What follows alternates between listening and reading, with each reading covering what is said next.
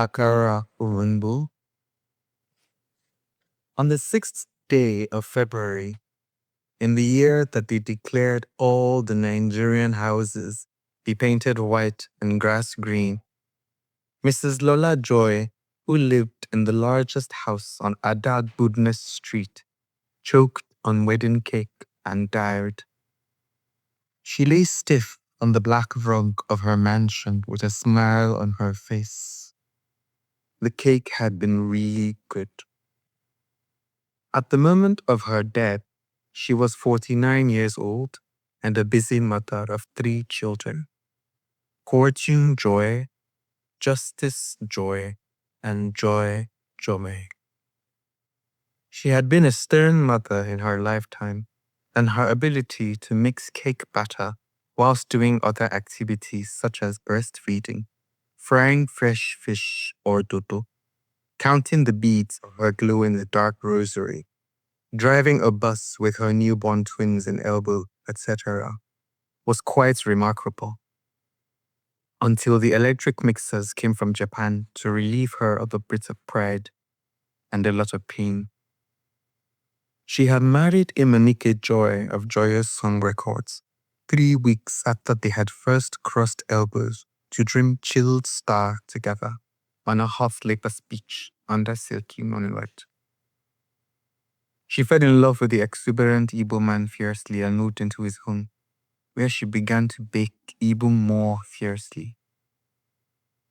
She had run the Joy, Joy, Joy bakery from the kitchens of all their 4 homes in Lagos. 20 years after she had baked her first cake, the Jubi muffin in an oven made from a heated pot filled with dry sand, she had eaten her last, a buttery fruit cake, hurled with cream and held with honey. She had learned to bake at her secondary school, Our Lady of Blessed Grace, under the tutelage of Sister Persistence, who loved to wear lipstick, drink of the sacrament, and play card games on Sunday nights. Sister Persistence had strong, pliant fingers and a quick tongue with which she dispensed her knowledge. The girls would gather round in their light blue habits, ironed and perfumed to perfection, with faces that beamed with an absence of mind, and watch as she plucked round, heavy cakes from the ugly black oven. Clutching their rosaries like they were praying with all their might, not to fall into the pits of hell, which they knew in that moment would smell like cake.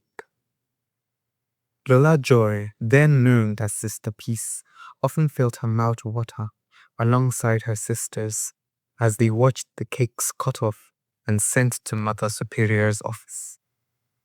She would feel an almost terrible power in the way the cakes called on primordial hungers through the nose, and she thought once, maybe it was cake and not bread that was Christ's flesh, and Sister Persistence had gotten a hold of the recipe from the parcel. She knew that if she took proper notes, she would be able to eat all the cake she baked once she lets go and had enough money. Sister Persistence always gave them small creamy cubes at the end of class, and they would testify that her baking skills were divine, sent from the bosom of Jesus' mother herself, confirming Sister Peace's suspicions.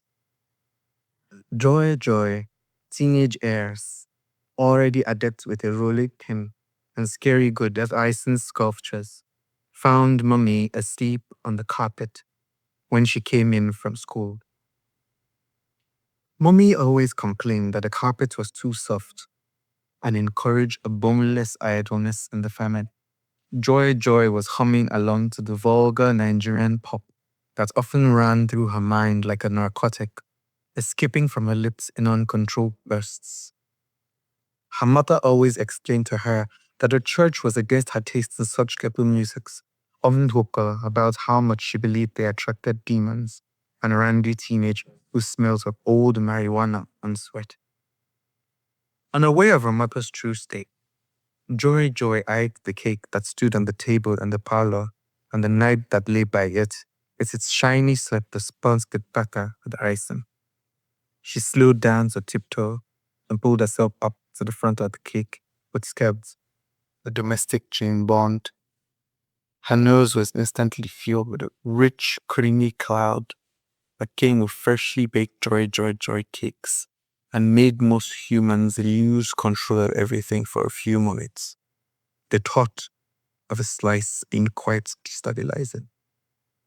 She picked the knife, cut a large dark wedge, edged with cream and dripping honey that begged to be licked, and ate it over her mother's dead body.